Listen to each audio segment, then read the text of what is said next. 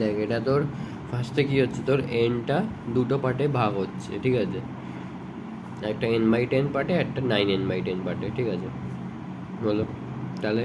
এবার n/10 আর 9n/10কে দুজনকে জোড়ার জন্য আমার কত কস্ট লাগছে, সিএম, যেটা দেয়া আছে, ইনিশিয়াল কস্ট দেয়া আছে হলো। এবার আবার আমি কি করব, n/10টাকে তোর দুভাগে ভাগ করব, জাস্ট এখানে এর জায়গায় n/10 বসাবি, তোর দুটো ভাগ চলে আসবে, n/10 square 9n/10 square, n/10 square 9n/10 square.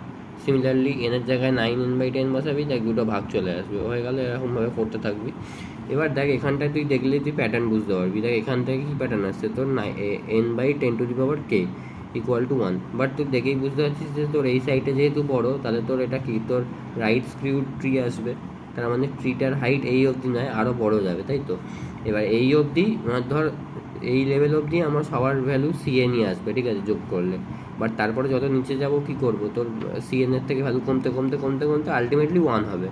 এবার এইখানটায় দেখ তোর এখানে 10/9 কেন করেছে, দেখ ও প্রতি 10-এর পাওয়ারটা বাড়বে, কে টাইমস বাড়ছে, আর একটা জিনিসও বাড়ছে, দেখ 9-এর পাওয়ারটাও দেখ কে টাইমস বাড়ছে। এবার যদি তুই ওপরে লিখিস অসুবিধা নেই, বাট এরকম ফর্মে লিখলে ভালো, কারণ তোর হচ্ছে তোকে লগের ফর্ম্যাটে নিয়ে যেতে হবে, ওই জন্য তোর 10/9টা লিখবি, কারণ তুই মাথায় রাখবি যে ওপরে তোর 9 আসবে, ওই জন্য তোকে 9টা নিচে রাখতে হবে, যেমন আগেরটা যেমন ওপরে তোর 2 আসছিলো, ওই জন্য 2টা তোকে নিচে রাখতে হবে।